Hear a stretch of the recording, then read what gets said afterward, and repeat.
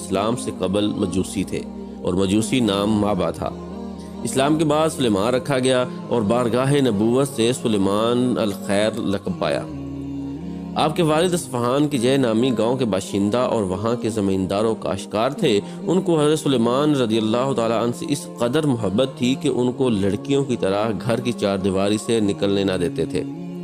آتش کدہ کی دیکھ بھال بھی انہی کے متعلق کر رکھی تھی، چونکہ مذہبی جذبہ ان میں ابتدا سے تھا، اس لیے جب تک آتش پرست رہے اس وقت تک آتش پرستی میں سخت غلو رہا اور نہایت سخت مجاہدات کیے۔ شب و روز آگ کی نگرانی میں مشغول رہتے تھے، حتیٰ کہ ان کا شمار ان پجاریوں میں ہو گیا تھا جو کسی وقت آگ کو بجھنے نہیں دیتے تھے۔ ان کے والد کا ذریعہ معاش زمین تھی، اس لیے زراعت کی نگرانی وہ بذات خود کرتے تھے۔ ایک دن وہ گھر کی مرمت میں مشغولیت کی وجہ سے کھیت خود نہ جا سکے اور اس کی دیکھ بھال کے لیے سلیمان رضی اللہ تعالیٰ عنہ کو بھیج دیا۔ ان کو راستہ میں ایک گرجا ملا، اس وقت اس میں عبادت ہو رہی تھی۔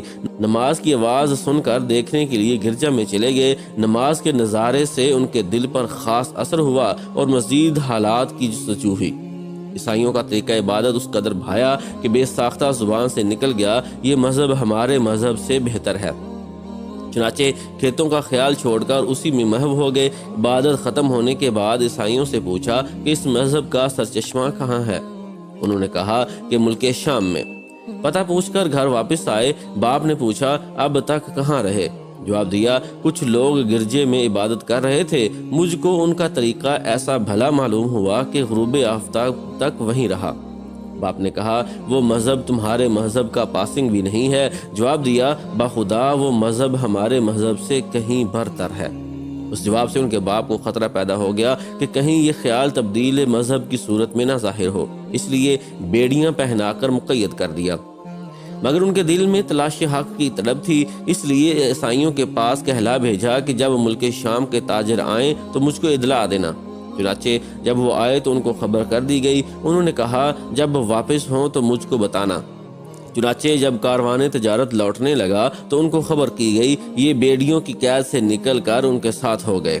شام پہنچ کر دریافت کیا کہ یہاں سب سے بڑا مذہبی شخص کون ہے؟ لوگوں نے پادری کا پتہ دیا، اس سے جا کر کہا مجھ کو تمہارا مذہب بہت پسند ہے، اس لیے میں چاہتا ہوں کہ تمہارے پاس رہ کر مذہبی تعلیم حاصل کروں اور مجھ کو اس مذہب میں داخل کر لو۔ چنانچہ مجوسیت کے آتش کدہ سے نکل کر آسمانی بادشاہت کی پناہ میں آ گئے۔ مگر یہ پادری بڑا بد اعمال اور بد اخلاق کرنے کی تلقین کرتا، جب وہ دیتے تو اس کو فقراء و مساکین میں تقسیم کرنے کی بجائے خود لے لیتا۔ اس طریقہ سے اس کے پاس سونے اور چاندی کے ساتھ مٹکے جمع ہو گئے۔ حضرت سلیمان اس کی حرص کو دیکھ دیکھ کر پیچ و تاب کھاتے تھے، مگر زبان سے کچھ نہ کہہ سکتے تھے۔ اتفاق سے وہ مر گیا۔ عیسائی شان و شوکت کے ساتھ اس کی تجہیز و تکفین کرنے کے لیے جمع ہو گئے۔ اس وقت انہوں نے اس کا سارا اعمال نامہ ان لوگوں کے سامنے کھول کر رکھ دیا۔ لوگوں نے پوچھا تم کو کیسے معلوم ہوا؟ انہوں نے ان کو لے جا کر اس خزانے کے پاس کھڑا کر دیا۔ تلاشی لی گئی تو واقعی 7 مٹکے سونے چاندی سے بھرے ہوئے برآمد ہوئے۔ عیسائیوں نے اس کی سزا میں نعش دفن کرنے کی بجائے صلیب پر لٹکا کر سنگسار کر دیا۔ اس کی جگہ دوسرا پادری مقرر ہوا۔ یہ بڑا عابد و زاہد اور تارک الدنیا تھا، شب و روز عبادت الہی میں مشغول رہتا، اس لیے حضرت سلیمان رضی اللہ تعالیٰ عنہ اس سے بہت زیادہ مانوس ہو گئے اور دلی محبت کرنے لگے اور آخر تک اس کی صحبت سے فیضیاب ہوتے رہے۔ جب اس کی موت کا وقت قریب آیا تو اس سے کہا میں آپ کے پاس عرصہ تک نہایت لطف و محبت کے ساتھ رہا، اب آپ کا وقت آخر ہے، اس لیے آئندہ کے لیے مجھ کو کیا ہدایت ہوتی ہے؟ اس نے کہا میرے علم میں کوئی ایسا عیسائی نہیں جو مذہب عیسوی کا سچا پیرو ہو۔ سچے لوگ مار کھپ گئے اور موجودہ عیسائیوں نے مذہب کو بہت کچھ بدل دیا ہے اور بہت سے اصول تو سرے سے چھوڑ ہی دیے ہیں۔ ہاں موصل میں فلاں شخص دین حق کا سچا پیرو ہے، تم جا کر اس سے ملاقات کرو۔ چنانچہ اس پادری کی موت کے بعد حق کی جستجو میں وہ موصل پہنچے اور تلاش کر کے اس سے ملے اور پورا واقعہ بیان کیا کہ فلاں پادری نے مجھ کو ہدایت کی تھی کہ آپ کے یہاں ابھی تک حق کا سرچشمہ ابلتا ہے اور میں آپ سے مل کر تشنگی بجھاؤں۔ اس نے ان کو ٹھہرا لیا۔ پہلے پادری در حقیقت بڑا متقی اور پاک باز تھا، اس لیے حضرت سلیمان رضی اللہ تعالیٰ عنہ نے آئندہ کے متعلق اس سے بھی وصیت کی خواہش کی۔ اس نے نصیبین میں ایک شخص کا پتہ بتا دیا، چنانچہ اس کی موت کے بعد وہ نصیبین پہنچے اور پادری سے مل کر دوسرے پادری کی وصیت بتائی۔ یہ پادری بھی پہلے دونوں پادریوں کی طرح بڑا عابد و زاہد تھا۔ سلیمان یہاں مقیم ہو کر اس سے روحانی تسکین حاصل کرنے لگے۔ ابھی کچھ ہی دن اس کی صحبت سے فائدہ اٹھایا تھا کہ اس کا وقت بھی آ پہنچا۔ سلیمان رضی اللہ تعالیٰ نے گزشتہ پادریوں کی طرح اس سے بھی آئندہ کے متعلق مشورہ طلب کیا۔ اس نے اموریا میں گوہر مقصود کا پتہ بتا دیا۔ چنانچہ اس کی موت کے بعد انہوں نے اموریا کا سفر کیا اور وہاں کے پادری سے مل کر پیام سنایا اور اس کے پاس مقیم ہو گئے۔ کچھ بکریاں خرید لیں، ان سے مادی غذا حاصل کرتے تھے اور صبر و شکر کے ساتھ روحانی غذا پادری سے حاصل کرنے لگے۔ جب اس کا پیمانہ حیات بھی لبریز ہو گیا تو حضرت سلیمان رضی اللہ تعالیٰ عنہ نے اس کو اپنی پوری سرگزشت سنائی کہ اتنے مراتب طے کرتا ہوا آپ کے پاس پہنچا تھا، آپ بھی آخرت کا سفر کرنے کو آمادہ ہیں، اس لیے میرا کوئی سامان کرتے جائیے۔ اس نے کہا، بیٹا میں تمہارے لیے کیا سامان کروں؟ آج دنیا میں کوئی شخص ایسا باقی نہیں ہے جس سے ملنے کا تم کو مشورہ دوں۔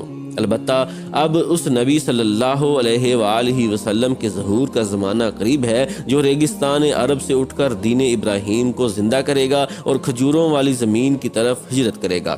اس کے علامات یہ ہیں کہ وہ ہدیہ قبول کرے گا اور صدقہ اپنے لیے حرام سمجھے گا۔ اس کے دونوں شانوں کے درمیان مہر نبوت ہوگی۔ اگر تم اس سے مل سکو تو ضرور ملنا۔ اس پادری کے مرنے کے بعد حضرت سلیمان رضی اللہ تعالیٰ عنہ ایک عرصہ تک اموریا میں رہے۔ کچھ دنوں کے بعد بنو کلب کے تاجر ادھر سے گزرے۔ حضرت سلیمان رضی اللہ تعالیٰ عنہ سے کہا، اگر تم مجھ کو عرب پہنچا دو تو میں اپنی گائے اور بکریاں تمہاری نظر کر دوں گا۔ وہ لوگ تیار ہو گئے اور زبان حال سے یہ شعر، چلتا ہوں تھوڑی دور ہر ایک راہ رو کے ساتھ، پہچانتا نہیں ہوں ابھی راہبر کو میں، پڑھتے ہوئے ساتھ ہو لیے۔ لیکن ان عربوں نے وادی قرا میں پہنچ کر دھوکہ دیا اور ان کو ایک یہودی کے ہاتھ غلام بنا کر فروخت کر ڈالا۔ اگر یہاں کھجور کے درخت نظر آئے جس سے تو آس بندی کہ شاید یہی وہ منزل مقصود ہو جس کا پادری نے پتہ دیا تھا۔ تھوڑے ہی دن قیام کیا تھا کہ یہ امید بھی منقطع ہو گئی۔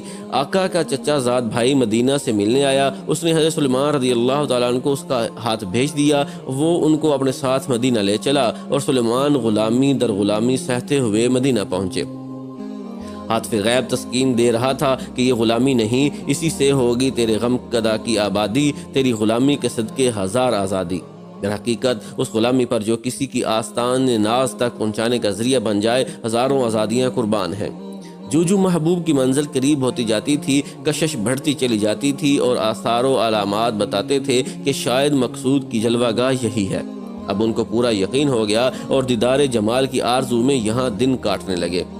اس وقت آفتاب رسالت مکہ پر تو افکن ہو چکا تھا، لیکن جور و ستم کے بادلوں میں چھپا ہوا تھا۔ سلیمان رضی اللہ تعالیٰ عنہ کو آقا کی خدمت سے اتنا موقع نہ ملتا تھا کہ خود اس کا پتہ لگاتے۔ آخر انتظار کرتے کرتے وہ یوم مسعود بھی آ گیا کہ مکہ کا آفتاب عالم تاب مدینہ کے افق پر طلوع ہوا۔ فرمان نصیب سلیمان رضی اللہ تعالیٰ عنہ کی شب حجر تمام ہوئی اور صبح امید کا اجالا پھیلا، یعنی سرور عالم صلی اللہ علیہ وآلہ وسلم ہجرت کر کے مدینہ تشریف لے آئے۔ سلیمان رضی اللہ تعالیٰ کھجور کے درخت پر چڑھے کچھ درست کر رہے تھے۔ آقا نیچے بیٹھا ہوا تھا کہ اس کو چچا زاد بھائی نے آ کر کہا، خدا بنی کیلا کو غارت کرے، سب کے سب قبا میں ایک شخص کے پاس جمع ہے جو مکہ سے آیا ہے، یہ لوگ اس کو نبی سمجھتے ہیں۔ سلیمان رضی اللہ تعالیٰ عنہ کے کانوں تک اس خبر کا پہنچنا تھا کہ یارہ یہ ضبط نہ رہا، صبر کا دامن چھوٹ گیا، بدن میں سنسناہٹ پیدا ہو گئی اور قریب تھا کہ کھجور کے درخت پر سے فرش سے زمین پر آ جائیں۔ اسی مدہوشی میں جلد از جلد درخت سے نیچے اترے اور بدحواسی میں بے تحاشا پوچھنے لگے، تم کیا کہتے ہو؟ آقا نے اس سوال پر گھونسا مار کر ڈانٹا کہ تم کو اس سے کیا غرض، تم اپنا کام کرو۔ اس وقت سلیمان رضی اللہ تعالیٰ عنہ خاموش ہو گئے، لیکن اب صبر کسے تھا؟ کھانے کی چیزیں پاس تھیں، ان کو لے کر دربار رسالت میں حاضر ہوئے اور عرض کیا، میں نے سنا ہے کہ آپ صلی اللہ علیہ وآلہ وسلم خدا کے برگزیدہ بندے ہیں اور کچھ غریب الدیار اور اہل حاجت آپ صلی اللہ علیہ وآلہ وسلم کے ساتھ ہیں۔ میرے پاس چیزیں صدقہ کے لیے رکھی تھیں، آپ لوگوں سے زیادہ اس کا کون مستحق ہو سکتا ہے، اس کو قبول فرمائیے۔ آپ صلی اللہ علیہ وآلہ وسلم نے دوسرے لوگوں کو کھانے کا حکم دیا مگر خود نوش نہ فرمایا۔ اس طریقہ سے سلیمان رضی اللہ تعالیٰ عنہ کو نبوت کی ایک علامت کا مشاہدہ ہو گیا کہ وہ صدقہ قبول نہیں کرتے۔ دوسرے دن پھر ہدیہ لے کر حاضر ہوا اور عرض کیا کہ کل آپ صلی اللہ علیہ وآلہ وسلم نے صدقہ کی چیزیں نہیں نوش فرمائی تھیں، آج یہ ہدیہ قبول فرمائیے۔ آپ صلی اللہ علیہ وآلہ وسلم نے قبول کیا، خود بھی نوش فرمایا اور دوسروں کو بھی دیا۔ تیسری بار جب وہ آپ صلی اللہ علیہ وآلہ وسلم کی خدمت میں حاضر ہوئے تو آپ صلی اللہ علیہ وآلہ وسلم بقیع میں تشریف فرما تھے۔ وہاں آپ اپنے کسی صحابی کی تدفین میں شریک تھے۔ انہوں نے آپ صلی اللہ علیہ وآلہ وسلم کو بیٹھتے ہوئے دیکھا۔ اس وقت آپ صلی اللہ علیہ وآلہ وسلم کے جسم پر 2 چادریں تھیں۔ انہوں نے قریب پہنچ کر سلام کیا اور گھوم کر پشت کی جانب آ گئے کہ شاید وہ خاتم نبوت دیکھ سکیں، جس کو اموریہ میں ان کے مرشد نے بتایا تھا۔ جب نبی صلی اللہ علیہ وآلہ وسلم نے انہیں اپنے پشت مبارک کی طرف نظر اٹھائے ہوئے دیکھا تو آپ صلی اللہ علیہ وآلہ وسلم مقصد سمجھ گئے اور پشت پر سے چادر سرکا دی۔ اس طریقہ سے دوسری نشانی یعنی مہر نبوت کی بھی زیارت کر لی اور بچشم پرنم آپ صلی اللہ علیہ وآلہ وسلم کی طرف بوسہ دینے کو جھکے اور اسے بے ساختہ چومنے لگے۔ اس وقت ان کی آنکھوں سے مسرت کے آنسو جاری تھے۔ حضرت صلی اللہ علیہ وآلہ وسلم نے فرمایا سامنے آؤ۔ سلمان رضی اللہ تعالیٰ عنہ سامنے آ کر ساری سرگزشت سنائی۔ حضرت صلی اللہ علیہ وآلہ وسلم کو یہ دلچسپ داستان اتنی پسند آئی کہ اپنے تمام صحابہ کو سنوائی۔ حضرت سلمان رضی اللہ تعالیٰ عنہ اتنے مرحلوں کے بعد دین حق سے ہم آغوش ہوئے۔